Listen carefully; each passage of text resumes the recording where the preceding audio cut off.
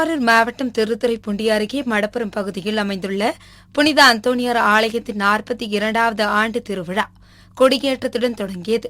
முன்னதாக கொடி ஊர்வலம் பேரணி ஆலயத்தில் இருந்து புறப்பட்டு மடப்புரம் பேருந்து நிலையம் வரை சென்று மீண்டும் ஆலயம் வந்தடைந்தது. தொடர்ந்து கொடி மந்திரிக்கப்பட்டு வான வேடிக்கையுடன் கொடியேற்றும் நிகழ்வு வெகு விமர்சையாக நடைபெற்றது. இதில் ஏராளமான கிறிஸ்தவர்கள் கலந்து கொண்டனர். உத்தரப்பிரதேசத்தில் இருந்து பருப்பு லோடு ஏற்றிக்கொண்டு ஆந்திர மாநிலம் குப்பம் வழியாக திருப்பத்தூர் மாவட்டம் வாணியம்பாடி நோக்கி லாரி ஒன்று சென்று கொண்டிருந்தது. அப்போது வாணியம்பாடி அருகே உள்ள உயரமான மலை சாலையில் வந்து கொண்டிருந்த போது பாரதி நகர் அடுத்த பொன்னியம்மன் கோவில் அருகே மலை சாலையில் கட்டுப்பாட்டை இழந்து தடுப்பில் மோதி லாரி சுமார் 800 அடி உயரத்தில் மலை உச்சியில் ஆபத்தான நிலையில் அந்தரத்தில் தொங்கியது. இதுகுறித்து தகவல் அறிந்து சம்பவ இடத்திற்கு சென்ற போலீசார் கிராம மக்கள் உதவியுடன் 2 ஜேசிபி இயந்திரங்களை பயன்படுத்தி லாரியையும் லாரியில் இருந்த 2 பேரையும் பத்திரமாக மீட்டனர். தஞ்சை மாவட்டம் பட்டுக்கோட்டை அருகே உள்ள மதுக்கூர் கண்டியங்காடு கிராமத்தில் இந்து சமய அறநிலையத்துறை கட்டுப்பாட்டில் உள்ள சிவன் கோவில் புனரமைக்கப்பட்டு கும்பாபிஷேக வேலைகள் நடைபெற்று வருகின்றன. அந்த கோயிலின் மின்சார பணிகள் நடைபெற்று வரும் சூழலில் கடந்த சில மாதங்களுக்கு முன்பாக பாலு என்ற எலக்ட்ரீஷியன் மின்சாரம் தாக்கி உயிரிழந்துள்ளார். இந்நிலையில் அதே கிராமத்தை சேர்ந்த கோவிந்தராஜ் மகன் வீரமணி என்ற சிறுவன் கோயில் உள்ளே போனபோது மின்சார கசிவு ஏற்பட்டிருந்த வயரில் கை வைத்ததில் மின்சாரம் தாக்கியுள்ளது. இதையடுத்து அங்கிருந்தவர்கள் சிறுவனை மீட்டு பட்டுக்கோட்டை தனியார் மருத்துவமனையில் சேர்த்தபோது அவர் வழியிலேயே இறந்துவிட்டது தெரிய வந்தது. இதுகுறித்து மதுக்கூர் காவல்துறையினர் வழக்கு பதிவு செய்து விசாரணை மேற்கொண்டு வருகின்றனர். சென்னை கொருக்குப்பேட்டை பாரதியார் நகர் குடியிருப்பு பகுதியில் வசித்து வருபவர் பிரசாத். இவர் மீது ஆர்கே நகர் பகுதியில் கொலை முயற்சி, அடிதடி என 6க்கும் மேற்பட்ட வழக்குகள் நிலுவையில் உள்ளன. இந்நிலையில் பிரசாத் தனது வீட்டின் அருகே தனது மனைவியின் தாய்மாமனான பழனிவேல் என்பவரோடு ஒன்றாக அமர்ந்து மது அருந்தியுள்ளார். அப்போது பழனிவேல் பிரசாத்தை ஆபாசமாக திட்டியதாக கூறப்படுகின்றது. இதுகுறித்து பிரசாத் தனது மனைவியிடம் தெரிவித்த போது அவர் தனது கணவரை திட்டியதாக தெரிகின்றது. மனைவி திட்டியதற்கு பழனிவேல் தான் காரணம் என எண்ணிய பிரசாத் பழனிவேலின் வீட்டிற்கு சென்று அவரை கத்தியால் குத்திவிட்டு அங்கிருந்து தப்பியோடியுள்ளார். அப்போது சத்தம் கேட்டு வந்த அக்கம் பக்கத்தினர் பழனிவேலை மீட்டு அரசு ஸ்டான்லி மருத்துவமனைக்கு சிகிச்சைக்காக அனுமதித்த நிலையில் அவர் சிகிச்சை பலனின்றி உயிரிழந்தார். இதுகுறித்து வழக்கு பதிவு செய்த ஆர்கே நகர் போலீசார் தலைமறைவாக இருந்த பிரசாத்தை கைது செய்தனர். கடலூர் மாவட்டம் விருதாச்சலம் லூகாஸ் தெருவில் வசித்து வருபவர்கள் ஜாஃபர் அலி, ஷாயிரா பானு. இவர்களுக்கும் இவர்களது உறவினரான சமீர் சுகைல் என்பவருக்கும் இடையே சொத்து பிரச்சினை இருந்து வந்துள்ளது. இதுகுறித்த வழக்கு விருதாச்சலம் சார்பு நீதிமன்றத்தில் கடந்த 2022ஆம் ஆண்டு தொடுக்கப்பட்டு வழக்கு நிலுவையில் உள்ளது. இந்நிலையில் சமீர் சுகைலுக்கு ஆதரவாக சரவணன் என்பவர் தனது அடியாட்களுடன் ஷாயிரா பானு வீட்டிற்குள் புகுந்து வீட்டில் உள்ள அடுப்புகளை அடித்து உடைத்து பொருட்களை வெளியே தூக்கி கொண்டு வந்து போடுவதும், வீட்டின் மேல் இருந்த ஓடுகள் மற்றும் கூரைகளை பிரித்து அராஜகத்தில் ஈடுபடும் வீடியோ வெளியாகி பரபரப்பை ஏற்படுத்தியுள்ளது. இதுகுறித்து வீடியோ ஆதாரத்துடன் விருதாச்சலம் காவல் நிலையத்தில் புகார் அளித்தும் எந்தவித நடவடிக்கையும் எடுக்கவில்லை என்று குற்றம் சாட்டிய பாதிக்கப்பட்டவர்கள் இதுகுறித்து மாவட்ட காவல் கண்காணிப்பாளர் உரிய நடவடிக்கை மேற்கொள்ள வேண்டும் என்று கோரிக்கை விடுத்துள்ளனர். ஒன்றிய அரசின் பிரதம மந்திரி வீடு கட்டும் திட்டம் மற்றும் தமிழக அரசின் தமிழ்நாடு நகர்ப்புற வாழ்விட மேம்பாட்டு வாரியம் மூலம் தருமபுரி மாவட்டத்தில் அனைவருக்கும் வீடு வழங்கும் திட்டம் செயல்படுத்தப்பட்டு வருகிறது. இந்த திட்டத்தின் மூலம் பெண்ணாகரம் பேரூராட்சி பகுதியில் தரைதளத்துடன் கூடிய 4 தளத்தில் 272 வீடுகள் கட்டி முடிக்கப்பட்டுள்ளது. இப்பணிகளை மாவட்ட ஆட்சியர் சாந்தி நேரில் பார்வையிட்டு ஆய்வு மேற்கொண்டார். மேலும் பெண்ணாகரம் பகுதியில் ஆதி திராவிடர்களுக்கு குடியிருப்புகள் அமைக்க இடம் தேர்வு செய்யப்பட்டு கட்டிடப் பணிகள் நடைபெற்று வருவதையும் நேரில் பார்வையிட்டு ஆய்வு மேற்கொண்டார். தூத்துக்குடி மாவட்டம் மடத்தூரை சேர்ந்தவர் அற்புதமணி. இவர் சாத்தான்குளம் அருகே உள்ள நடுவக்குறிச்சி துணை மின் நிலையத்தில் மின்சார ஊழியராக பணியாற்றி வருகிறார். இவர் தட்டார்மடம் பிள்ளையார் கோவில் தெருவில் ஒரு வீட்டில் மின்சாரம் இல்லாததால் மின் இணைப்பை துண்டிக்காமல் அந்த வீட்டின் அருகே இருந்த மின் கம்பத்தில் ஏறி மின் இணைப்பை சரி செய்ய முயன்றுள்ளார். அப்போது எதிர்பாராத விதமாக அவர் மீது மின்சாரம் தாக்கி சம்பவ இடத்திலேயே பரிதாபமாக உயிரிழந்தார். இதுகுறித்து தகவல் அறிந்து சம்பவ இடத்திற்கு சென்ற போலீசார் அவரது உடலை கைப்பற்றி பிரேத பரிசோதனைக்காக அரசு மருத்துவமனைக்கு அனுப்பி வைத்தனர். மேலும் இச்சம்பவம் குறித்து வழக்கு பதிவு செய்த போலீசார் விசாரணை மேற்கொண்டு வருகின்றனர். திருப்பூர் மாவட்டம் தாராபுரம் நகராட்சிக்கு உட்பட்ட சுப்பிரமணிய திருக்கோவில் தெருவில் கடந்த சில நாட்களாக ரேஷன் அரிசியை இட்லி மாவுக்காக அரைத்து பாக்கெட் போட்டு விற்பனை செய்வதாக மாவட்ட உணவு பாதுகாப்புத்துறைக்கு ரகசிய தகவல் கிடைத்தது. மேலும் ரேஷன் அரிசியை ஆட்டோ மூலமாக கடத்தி வருவதாக வந்த தகவலின் பேரில் அதிகாரிகள் தனிப்படை அமைத்து சம்பவ இடத்திற்கு சென்று அங்கு ஆட்டோவில் பதுக்கி வைத்திருந்த சுமார் 100 கிலோ எடையுள்ள 5 ரேஷன் அரிசி மூட்டைகளை பறிமுதல் செய்தனர். மேலும் ஆவுமில் உரிமையாளரை பிடித்து வழக்கு பதிவு செய்து விசாரணை மேற்கொண்டு வருகின்றனர்.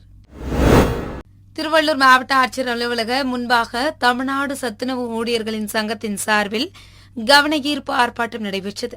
மாவட்ட தலைவர் சிவா தலைமையில் நடைபெற்ற இந்த ஆர்ப்பாட்டத்தில் 10 ஆண்டுகளுக்கும் மேல் பணிபுரிந்த சத்துணவு ஊழியர்களை அரசு ஊழியர்களாக்கி முறையான காலமுறை ஊதியம் வழங்க வேண்டும், கிராம பணியாளர்களுக்கு வழங்கப்படுகிற ரூபாய் 6750 பென்ஷன் தொகையை சத்துணவு ஊழியர்களுக்கு வழங்க வேண்டும், முதல்வரின் காலை சிற்றுண்டி திட்டத்தை சத்துணவு ஊழியர்களை கொண்டு நிறைவேற்ற வேண்டும் உள்ளிட்ட 10 அம்ச கோரிக்கைகள் வலியுறுத்தப்பட்டன.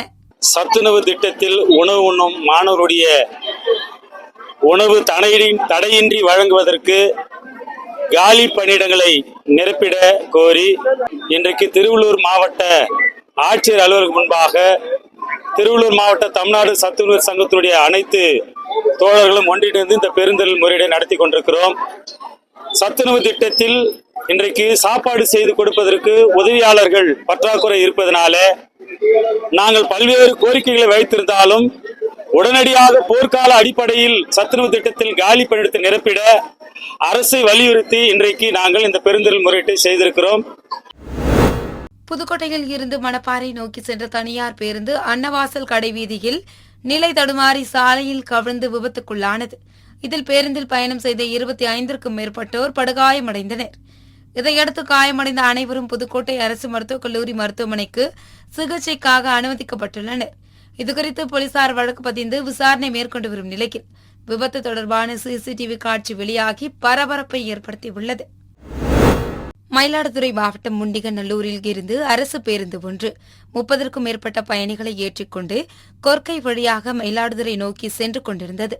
அப்போது கொண்டல் என்ற இடத்தில் எதிரே வந்த லாரி ஓட்டுநர் அரசு பேருந்து வேகமாக வருவதைக் கண்டு பிரேக் அடித்து லாரியை நிறுத்தினார். ஆனால் அரசு பேருந்து கட்டுப்பாட்டை இழந்து லாரி மீது லேசாக மோதி நின்றது. இதில் பேருந்தில் பயணித்த 10க்கும் மேற்பட்டோர் லேசான காயங்களுடன் உயிர் தப்பினர். இந்த விபத்து குறித்து மணல்மேடு போலீசார் வழக்கு பதிவு செய்து விசாரணை நடத்தி வருகின்றனர். தென்காசி மாவட்ட ஆட்சியரக கூட்டரங்கில் மாற்றுத்திறனாளிகள் நலத்துறை சார்பில் இலவச பேருந்து பயண அட்டை வழங்கும் முகாம் மாவட்ட ஆட்சியர் கமல் கிஷோர் தலைமையில் நடைபெற்றது. இம்முகாமில் 368 பார்வையற்ற மற்றும் கை கால் பாதிக்கப்பட்ட மாற்றுத்திறனாளிகளுக்கு இலவச பேருந்து பயண அட்டைகள் மற்றும் மடக்கு குச்சிகள், கருப்பு கண்ணாடிகள் உள்ளிட்டவற்றை மாவட்ட ஆட்சியர் கமல் கிஷோர் வழங்கினார். கடலூர் மாவட்டம் புவனகிரி அருகே உள்ள வண்டுராயன்பட்டு பகுதியைச் சேர்ந்த செல்வகுமார் என்பவருக்கும் சின்ன சேலத்தை சேர்ந்த சூர்யா என்பவருக்கும் கடந்த ஆண்டு செப்டம்பர் மாதம் திருமணமாகி பெருமாத்தூர் பாலுநகர் பகுதியில் வாடகை வீட்டிற்கு குடிபெயர்ந்துள்ளனர். கணவர் செல்வகுமார் அரசு பேருந்தில் நடத்துனராக பணிபுரிந்து வருகிறார். இவர்களுக்கு திருமணமாகி 10 மாதங்கள் கடந்தும் குழந்தை இல்லாத நிலையில் செல்வகுமார் மது அருந்திவிட்டு வந்து தனது மனைவியிடம் திருமணத்திற்கு வாங்கிய கடனை அடைக்க 5 லட்சம் ரூபாய் கேட்டு தொந்தரவு தந்ததாகவும் இதனால் மனமுடைந்த சூர்யா தூக்கிட்டு தற்கொலை செய்து கொண்டதாகவும் கூறப்படுகின்றது. இந்நிலையில் சூர்யாவின் பெற்றோர் கொடுத்த புகாரின் பேரில் வழக்கு பதிவு செய்த சிதம்பரம் ஆர்டிஓ விசாரணைக்கு உட்படுத்தப்பட்டுள்ளது. ராமநாதபுரம் மாவட்டம் திருவாடு அணை அருகே தொண்டி பகுதியில் கடந்த ஆண்டு வீட்டின் முன் நிறுத்தி வைக்கப்பட்டிருந்த இருசக்கர வாகனத்தை அரிவாளுடன் வந்த மர்ம நபர்கள் திருடி சென்றனர். இதுகுறித்து தொண்டி காவல்துறையினர் வழக்கு பதிவு செய்து மர்ம நபர்களை தேடி வந்தனர். இந்நிலையில் தேவிப்பட்டினம் முட்டைக்கார தெருவை சேர்ந்த முகமது இஸ்மாயிலின் மகன் அம்ஜத்தான் மற்றும் அதே பகுதியைச் சேர்ந்த நாகூர்கனி மகன் சீனு சமீர் 2 பேரையும் கைது செய்து சிறையில் அடைத்தனர். மேலும் இருசக்கர வாகன திருட்டில் ஈடுபட்ட 2 பேரில் ஒருவர் சிறுவன் என்பது குறிப்பிடத்தக்கது. தூத்துக்குடி மாவட்டம் ஒட்டப்பிடாரம் அருகே குறுக்கு சாலையில் மதுரை தூத்துக்குடி தேசிய நெடுஞ்சாலை பகுதியில் செந்தூர் முருகன் என்பவருக்கு சொந்தமான உணவகம் உள்ளது. இந்த உணவகத்தில் சிவக்குமார் என்பவர் புகையிலை பொருட்களை விற்பனை செய்து வந்துள்ளார். மேலும் உணவகத்தின் பின்புறம் சட்ட விரோதமாக மது விற்பனை செய்த உணவகத்தின் சமையல் மாஸ்டர் பெருமாள் என்பவரை கடந்த சில தினங்களுக்கு முன்பு போலீசார் கைது செய்தனர். இந்நிலையில் தொடர்ச்சியாக மது மற்றும் புகையிலை பொருட்களை உணவகத்தில் வைத்து விற்பனை செய்து வந்ததால் மாவட்ட உணவு பாதுகாப்பு அலுவலர் மாரியப்பன் உணவகத்திற்கு சீல் வைக்க உத்தரவிட்டார். அவரது உத்தரவின் பேரில் ஒட்டப்பிடாரம் உணவு பாதுகாப்பு அலுவலர் பொறுப்பு ஜோதி பாசு தலைமையில் செந்தூர் முருகன் உணவகத்தில் சீல் வைக்கப்பட்டது. செங்கல்பட்டு மாவட்டம் மதுராந்தகம் அருகே சித்தாமூரில் இருந்து சேத்துப்பாக்கம் வழியாக தினந்தோறும் 100க்கும் மேற்பட்ட லாரிகள் மூலம் மண், கல் உள்ளிட்டவை கொண்டு செல்லப்படுகிறது. அதனால் அந்த சாலை பகுதியில் உள்ள முகுந்தகிரி, கொலம்பாக்கம், முழுவங்கரணை, பொறையூர் உள்ளிட்ட பகுதிகளில் கல் மற்றும் மண் குவாரிகளில் இருந்து வரும் லாரியால் தொடர்ந்து பல்வேறு விபத்துகள் ஏற்பட்டு வருகின்றன. இந்நிலையில் மேல்மருவத்தூர் காவல் ஆய்வாளர் ஏழுமலை தலைமையில் அதிக பாரத்துடன் மண் மற்றும் கல் ஏற்றி வந்த 25க்கும் மேற்பட்ட லாரிகளுக்கு தலா ரூபாய் 60,000 வீதம் மொத்தமாக 10 லட்சம் ரூபாய் அபராதம் விதிக்கப்பட்டது. ராமநாதபுரம் மாவட்டம் திருவாடானை அருகே சின்ன கீரமங்கலத்தில் உள்ள ஸ்ரீ மகாலிங்க மூர்த்தி பால்குட பூக்குழி ஆனி மாத உற்சவ விழாவை முன்னிட்டு கிராமத்தின் சார்பில் மாட்டு வண்டி பந்தயம் நடைபெற்றது. பெரிய மாடு, சிறிய மாடு என இரு பிரிவுகளாக நடத்தப்பட்ட இந்த போட்டியில் சின்ன கீரமங்கலத்தில் இருந்து துவங்கி மதுரை சாலையில் முப்பையூர் வரை எல்லை நிர்ணயம் செய்யப்பட்டது. இதில் மொத்தம் 20க்கும் மேற்பட்ட மாட்டு வண்டிகள் கலந்து கொண்டன. சாலையில் மாடுகள் சேரி பாய்ந்து ஒன்றை ஒன்று முந்தி சென்றன. இதனைத் தொடர்ந்து பந்தயத்தில் வெற்றி பெற்ற மாட்டு வண்டி உரிமையாளர்களுக்கும் மாட்டு வண்டிகளை ஓட்டிய சாரதிகளுக்கும் பணமும் ஆட்டுக்கடாயும் பரிசாக வழங்கப்பட்டது. விழுப்புரம் மாவட்டம் விக்கிரவாண்டி சட்டமன்ற தொகுதி இடைத்தேர்தலில் திமுக சார்பில் போட்டியிடும் வேட்பாளர் அன்னியூர் சிவா 7 செம்பொன், அன்னியூர், வெள்ளேரிப்பட்டு, சித்தேரி, செம்மேடு, சிறுவாலை ஆகிய பகுதிகளில் வாக்கு சேகரிப்பில் ஈடுபட்டார். அப்போது தமிழக அரசின் பல்வேறு சாதனைகளை பொதுமக்களிடையே எடுத்துக் கூறி உதயசூரியன் சின்னத்திற்கு வாக்கு சேகரித்தார். இந்நிகழ்வில் திமுக முன்னாள் நாடாளுமன்ற உறுப்பினர் டாக்டர் கௌதமி சிகாமணி, முன்னாள் சட்டமன்ற உறுப்பினர் புஷ்பராஜ், விசிக தெற்கு மாவட்ட செயலாளர் பெரியார் உள்ளிட்ட இந்தியா கூட்டணி நிர்வாகிகள் கலந்து கொண்டனர். நீலகிரி மாவட்டம் உதகை மற்றும் அதனை சுற்றியுள்ள பகுதிகளில் நேற்று இரவு முதல் இன்று காலை வரை மிதமான சாரல் மழை பெய்தது. இதனால் உதகை மற்றும் அதன் சுற்றுவட்டார பகுதிகளில் பள்ளி செல்லும் மாணவ மாணவிகள் மற்றும் பணிக்கு செல்வோர் கடும் சிரமத்திற்கு ஆளாகினர். இந்நிலையில் பந்தலூர் மற்றும் கூடலூர் பகுதியில் பெய்த மழையின் காரணமாக இன்று பள்ளி மற்றும் கல்லூரிகளுக்கு விடுமுறை அளித்து மாவட்ட ஆட்சியர் அருணா உத்தரவிட்டார். தூத்துக்குடியில் அமைந்துள்ள அரசு உதவி பெறும் வஉசி கல்லூரியில் அரசு நிர்ணயம் செய்த கட்டணத்தை விட கூடுதலாக வசூல் செய்வதை கண்டித்தும் பராமரிப்பு கட்டணம் என்ற பெயரில் கூடுதல் கட்டணம் வசூலிப்பதை கண்டித்தும் இந்திய மாணவர் சங்கம் சார்பில் கல்லூரி மாணவர்கள் கடந்த 2 நாட்களாக போராட்டத்தில் ஈடுபட்டு வந்தனர். இதனிடையே நேற்று கல்லூரி நிர்வாகத்துடன் நடைபெற்ற பேச்சுவார்த்தை தோல்வி அடைந்தது. இந்நிலையில் 3வது நாளாக கல்லூரி மாணவ மாணவிகள் 1000க்கும் மேற்பட்டோர் கல்லூரி முன்பு வகுப்பு புறக்கணிப்பு போராட்டத்தில் ஈடுபட்டு வருகின்றனர்.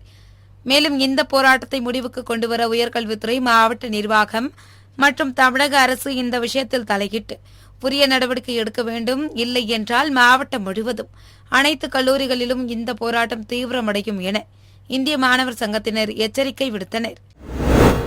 கேரள மாநில வனப்பகுதியை ஒட்டியுள்ள சாலையின் இருபுறங்களிலும் 2 காட்டு யானைகள் நின்று கொண்டிருந்த நிலையில் வழியாக காரில் சென்றவர்கள் காரை நிறுத்தி யானைகள் செல்லும் வரை காத்திருந்தனர். அப்போது காரின் பின்புறத்தில் இருசக்கர வாகனத்தில் வந்த 2 இளைஞர்கள் யானை இருப்பதை அறியாமல் முன்னே சென்ற நிலையில் யானையை கண்டதும் இருசக்கர வாகனத்தை நிறுத்தினர். பின்னர் சாலை புறத்தில் உள்ள வனப்பகுதிக்குள் யானை நின்றிருந்ததால் காட்டு யானையை கடந்து சென்று விடலாம் என நினைத்து இருசக்கர வாகனத்தில் சிறிது தூரம் சென்றனர்.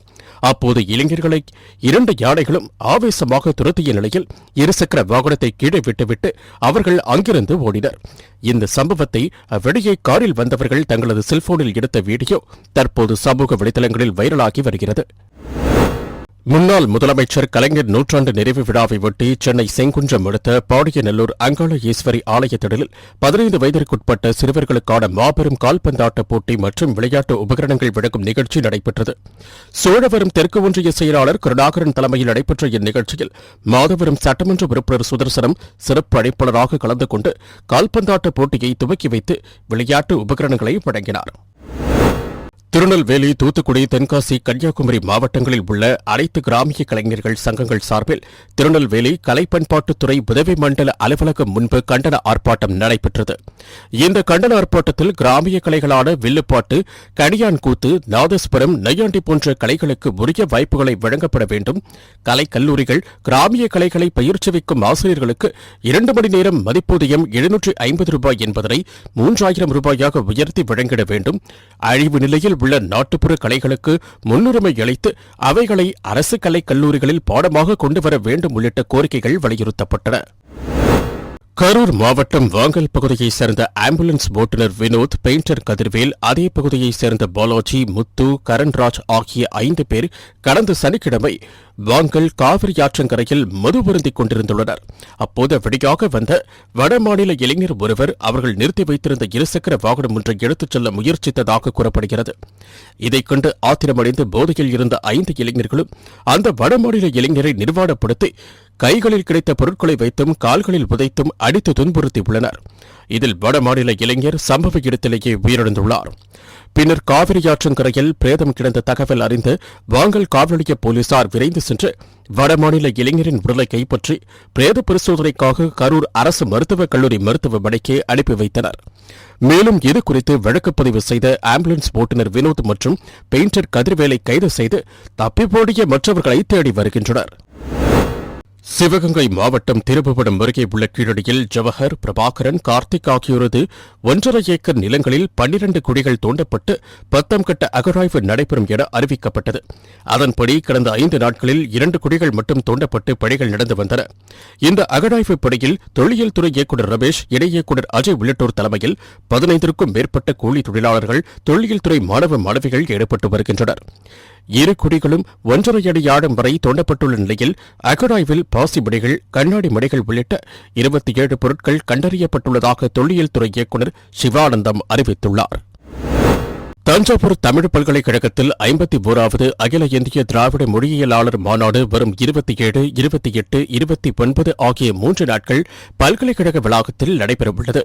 1600 உறுப்பினர்கள் அங்கம் பெற்றுள்ள இச்சங்கத்தில் உலக நாடுகளில் இருந்தும் இந்தியாவின் பல்வேறு மாநிலங்களில் இருந்தும் போராளர்கள் வருகை தர உள்ளனர். நூற்றுக்கணக்கான கட்டுரையாளர்களும் 4 தனி அமர்வுகள் மூலமாக ஆய்வுத்தாளை சமர்ப்பிக்க உள்ளனர். தருமபுரி மாவட்டம் பென்னாகரம் வட்டாட்சியர் அலுவலகத்தில் ஜமாபந்தி நடைபெற்றது. இதில் வருவாய் தீர்வாய் அலுவலர் மற்றும் மாவட்ட ஆட்சியர் சாந்தி பொதுமக்களிடம் கோரிக்கை மனுக்களை பெற்றுக் கொண்டு கிராம நிர்வாக அலுவலர் பராமரித்து வரும் பதிவேடுகள் வருவாய்த்துறையினரிடையே ஆவணங்களை ஆய்வு செய்தார். இந்நிகழ்ச்சியில் மாவட்ட ஆட்சியரின் நேர்முக உதவியாளர் பென்னாகரம் வட்டாட்சியர் சுகுமார், மாவட்ட ஆட்சியர் அலுவலக மேலாளர் ராஜசேகர் மற்றும் துணை வட்டாட்சியர்கள், வருவாய் ஆய்வாளர்கள், கிராம நிர்வாக அலுவலர்கள் மற்றும் துறை சார்ந்த அலுவலர்கள் கலந்து கொண்டனர். இந்திய தண்டனை சட்டம், இந்திய சாட்சிகள் சட்டம், குற்றவியல் நடைமுறை சட்டம் ஆகிய சட்டங்களில் ஒன்றிய அரசு திருத்தங்களை மேற்கொண்டுள்ளதை கண்டித்து அகில இந்திய வழக்கறிஞர்கள் சங்கம் சார்பில் கடலூர் மாவட்டம் சிதம்பரம் அருகே முட்லூரில் உள்ள ஒருங்கிணைந்த நீதிமன்ற வளாகத்தின் முன்பு ஆர்ப்பாட்டம் நடைபெற்றது. அகில இந்திய வழக்கறிஞர்கள் சங்கத்தின் தலைவர் சிலம்பச்செல்வன் தலைமையில் நடைபெற்ற இந்த ஆர்ப்பாட்டத்தில் ஏராளமான வழக்கறிஞர்கள் பங்கேற்று ஒன்றிய அரசிற்கு எதிராக கண்டன முழக்கங்களை எழுப்பினர். திருவண்ணாமலை மாவட்டம் வந்தவாசி அடுத்த புன்னை கிராமத்தில் கலைஞரின் அனைத்து கிராமம் ஒருங்கிணைந்த வேளாண்மை வளர்ச்சித் திட்டம் சார்பில் திட்ட விளக்க கூட்டம் ஊராட்சி மன்ற தலைவர் தனபால் தலைமையில் நடைபெற்றது. இந்த கூட்டத்தில் கலந்து கொண்டு பேசிய வந்தவாசி வட்டார ஓசூர் பிரிவு உதவி மேலாண்மை அலுவலர் முருகானந்தம், கிராமப்புற மேம்பாட்டிற்காக தமிழக அரசு இந்த திட்டத்தை கொண்டு வந்துள்ளது என்றும் இந்த திட்டத்திற்காக நமது புன்னை கிராமம் தேர்ந்தெடுக்கப்பட்டுள்ளது என்றும் இந்த அரசின் சலுகைகளை விவசாயிகள் பயன்படுத்திக் கொள்ள வேண்டும் என்றும் தெரிவித்தார். இக்கூட்டத்தில் முன்னாள் ஊராட்சி மன்ற தலைவர் ஸ்ரீனிவாசன், ஊராட்சி மன்ற உறுப்பினர்கள், ஊராட்சி செயலாளர் வெங்கடேசன் மற்றும் ஏராளமான விவசாயிகள் கலந்து கொண்டனர்.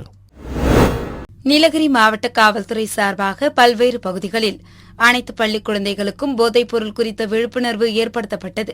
இதில் மாணவ மாணவிகளுக்கு போதை ஒழிப்பு குறித்த போட்டிகள் நடத்தப்பட்டது.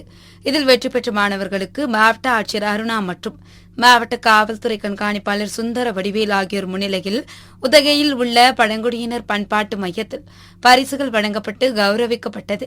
அப்போது போதைப் பொருள் குறித்து பள்ளி மாணவர்கள் பாடல் பாடி விழிப்புணர்வு ஏற்படுத்தினர். மேலும் மாவட்ட ஆட்சியர் அருணா மற்றும் மாவட்ட காவல் கண்காணிப்பாளர் சுந்தர வடிவேல் ஆகியோர் போதைப் பொருள் பயன்படுத்துவதால் ஏற்படும் தீமைகள் குறித்து பள்ளி மாணவர்களுக்கு விழிப்புணர்வு ஏற்படுத்தி சிறப்புரையாற்றினர். சேலம் மாவட்டம் வாழப்பாடி ஊராட்சி ஒன்றியத்தில் மாவட்ட ஊரக வளர்ச்சி முகமையின் மூலம் அனைத்து கிராம அண்ணா மறுமலர்ச்சி திட்டம் மூலம் 1.52 கோடி மதிப்பீட்டில் பல்வேறு திட்டப் பணிகள் மேற்கொள்ளப்பட்டு வருகிறது. இந்நிலையில் கசிவு நீர் குட்டை பணிகளும், சமத்துவ இடுகாட்டிற்கான அணுகு சாலை, குடிநீர் வசதிகள், சுற்றுச்சுவர் அமைக்கப்பட்டு வரும் பணிகள் உள்ளிட்டவற்றை மாவட்ட ஆட்சியர் நேரில் ஆய்வு மேற்கொண்டு பணிகளை விரைந்து முடித்திட அலுவலர்களுக்கு உத்தரவிட்டார். இந்த ஆய்வின் போது மாவட்ட ஊரக வளர்ச்சித்துறை முகமையின் செயற்பொறியாளர் மற்றும் தொடர்புடைய அலுவலர்கள் உடன் இருந்தனர்.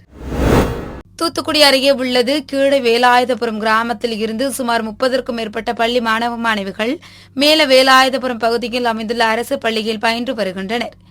இம்மாணவர்கள் பள்ளிக்கு செல்ல மேல வேலாயுதபுரம் பகுதியில் உள்ள விவசாய பகுதியில் அமைந்துள்ள பாதை வழியாக பல ஆண்டுகளாக சென்று வந்துள்ளனர். இந்நிலையில் அந்த பாதையை மேல வேலாயுதபுரம் கிராமத்தை சேர்ந்த மேகலிங்கம் என்ற தனிநபர் அடைத்து பள்ளி மாணவர்கள் மற்றும் கிராம மக்கள் பயன்படுத்த முடியாத சூழ்நிலையை உருவாக்கியுள்ளார். இதன் காரணமாக பள்ளி திறந்து இதனால் வரை கீழ வேலாயுதபுரம் பகுதியைச் சேர்ந்த பள்ளி மாணவர்கள் பள்ளிக்கு செல்ல முடியாத நிலை ஏற்பட்டுள்ளது. இதைத் தொடர்ந்து பாதிக்கப்பட்ட கிராம மக்கள் பள்ளி குழந்தைகளுடன் மாவட்ட ஆட்சியர் அலுவலகத்தை முற்றுகையிட்டு தனிநபர் ஆக்கிரமிப்பை அகற்றி பாதையை மீட்டு தர வேண்டும் என கோரி மனு அளித்தனர். பள்ளி மாணவர்களுடன் கிராம மக்கள் ஆட்சியர் அலுவலகத்தை முற்றுகையிட்டதால் பரபரப்பு ஏற்பட்டது. மேல இடத்துல கவர்மெண்ட் பள்ளிக்கூடம் உண்டு. அதுல எங்க பிள்ளைகள் பூரா படிக்க அந்த பாதையில எப்பவும் கொடுக்குற பாதையில விட மாட்டேங்கிறாங்க. ரோட்டு வழியை போனா பிள்ளைகள் ஆக்சிடென்ட் ஆகும். அதுக்காக நாங்க கூடிய பாதையை கேட்கோம். அதை தனிநபர் ஒரு ஆள் வந்து கொடுக்க மாட்டேங்கிறார். அதை தயவு செய்து கேட்டு எங்க பிள்ளைகள் படிக்கிறதுக்கு வழி பண்ணி கொடுக்கணும். மயிலாடுதுறை மாவட்டம் செம்பனார் கோயிலில் உள்ள ஒழுங்குமுறை விற்பனை கூடத்தில் 2வது வாரமாக பருத்தி மறைமுக ஏலம் நடைபெற்றது. இந்த மறைமுக ஏலத்தில் பருத்தி குவிண்டால் ஒன்றுக்கு அதிகபட்ச விலையாக ரூபாய் 7,777க்கும் குறைந்தபட்ச விலையாக ரூபாய் 6,569க்கும் சராசரியாக ரூபாய் 7,000க்கும் விலை போனது. நடப்பாண்டுக்கு டெல்டா மாவட்டங்களிலேயே செம்பனார் கோயில் ஒழுங்குமுறை விற்பனை கூடத்தில் அதிக விலைக்கு பருத்தி கொள்முதல் செய்யப்பட்டதால் விவசாயிகள் மகிழ்ச்சி அடைந்தனர். தென்காசி மாவட்டம் சங்கரன்கோவில் நகராட்சிக்கு உட்பட்ட 30 வார்டு பகுதிகளில் ஒப்பந்த அடிப்படையில் 100க்கும் மேற்பட்ட தூய்மை பணியாளர்களும் 30க்கும் மேற்பட்ட கொசு ஒழிப்பு பணியாளர்களும் பணியாற்றி வருகின்றனர். இவர்களுக்கு கடந்த 2 மாதங்களாக ஊதியம் வழங்கவில்லை என கூறப்படுகின்றது. இது தொடர்பாக நகராட்சி ஆணையர் மற்றும் துறை சார்ந்த அதிகாரியிடம் பல முறை புகார் அளித்தும் எந்தவித நடவடிக்கையும் எடுக்காததால் ஆத்திரமடைந்த 100க்கும் மேற்பட்ட தூய்மை பணியாளர்கள் மற்றும் கொசு ஒழிப்பு பணியாளர்கள் நகராட்சி அலுவலகம் முன்பு பணியை புறக்கணித்து காத்திருப்பு போராட்டத்தில் ஈடுபட்டதால் பரபரப்பு ஏற்பட்டது. போராட்டம் எங்களுக்கு சம்பளம் 2 மாசம் போராடி தான் நாங்கள் சம்பளம் வாங்கி நிற்கும். 2 மாசம் போராடி தான் சம்பளம் வாங்கி நிற்கும். 2 வருஷமா இன்னும் அந்த பொம்பளைகளுக்கு சம்பளம் 10,500 எல்லாத்துக்கும் ஹைரேஜ் சம்பளம் எங்களுக்கு போட்டு எங்களுக்கு 15 ரூபா சம்பளம் கொடுக்காம நாங்கள் இது பண்ண மாட்டோம். சம்பளம் அடுத்த எடுத்தவங்க எங்களுக்கு சம்பளத்தை கூட்டி ஆகணும். சர்வதேச போதை ஒழிப்பு தினத்தை முன்னிட்டு புதுக்கோட்டையில் விழிப்புணர்வு பேரணி நடைபெற்றது. முன்னதாக உலக போதைப் பொருள் ஒழிப்பு தினத்தை முன்னிட்டு கையெழுத்து இயக்கத்தை மாவட்ட காவல் கண்காணிப்பாளர் வாங்கி கையெழுத்திட்டு துவக்கி வைத்தார். இதனைத் தொடர்ந்து பள்ளி மாணவ மாணவிகள், கல்லூரி மாணவ மாணவிகள் உள்ளிட்டோர் கலந்து கொண்ட விழிப்புணர்வு பேரணியை துவக்கி வைத்தார். புதுக்கோட்டை பழைய பேருந்து நிலையத்தில் இருந்து துவங்கிய விழிப்புணர்வு பேரணியானது அண்ணா சிலை, கீழ ராஜவீதி, பிருந்தாவனம், LIC கட்டிடம் வழியாக சென்று நகர் மன்றத்தில் நிறைவடைந்தது. இதனையடுத்து போதைப் பொருள் ஒழிப்பு விழிப்புணர்வு உறுதிமொழி ஏற்றப்பட்டது. சர்வதேச போதை ஒழிப்பு தினத்தை முன்னிட்டு கடலூர் மாவட்டம் விருதாச்சலத்தில் விழிப்புணர்வு பேரணி நடைபெற்றது. அரசு ஆண்கள் மேல்நிலைப் பள்ளியில் இருந்து துவங்கிய இப்பேரணியை மாவட்ட ஆட்சியர் அருண் தம்பராஜ் கள்ளச்சாராயம் மற்றும் போதை ஒழிப்புக்கான உறுதிமொழியை ஏற்று கொடியசைத்து தொடங்கி வைத்தார். இதில் 400க்கும் மேற்பட்ட மாணவர்கள் கள்ளச்சாராயத்தை ஒழிக்க வேண்டும், குடியை கெடுக்கும் உள்ளிட்ட பதாகைகளை கையில் ஏந்திக் கொண்டு பேரணியாக சென்று விழிப்புணர்வை ஏற்படுத்தினர். இதில் வருவாய் கோட்ட ஆட்சியர், விருதாச்சலம் வட்ட ஆட்சியர், பள்ளி கல்வித்துறை அதிகாரிகள், மாணவர்கள் என ஏராளமானோர் கலந்து கொண்டனர். சேலம் மாவட்டம் ஓமலூர் அருகே உள்ள தொலசம்பட்டி நாடார் காலனியைச் சேர்ந்த லாரி ஓட்டுநர் சின்னத்தம்பி என்பவரின் வீட்டில் கள்ளச்சாராய ஊழல் இருப்பதாக தொலசம்பட்டி காவல்துறைக்கு தகவல் கிடைத்தது. அதன் பேரில் போலீசார் அவரது வீட்டில் நடத்திய சோதனையில் குளியல் அறையில் 50 லிட்டர் கள்ளச்சாராய ஊழல் இருந்தது தெரியவந்தது. இதனையடுத்து கள்ளச்சாராய ஊழலை அழித்த நிலையில் சின்னத்தம்பியை கைது செய்து காவல் நிலையம் அழைத்து சென்று தொடர்ந்து விசாரணை நடத்தி வருகின்றனர்.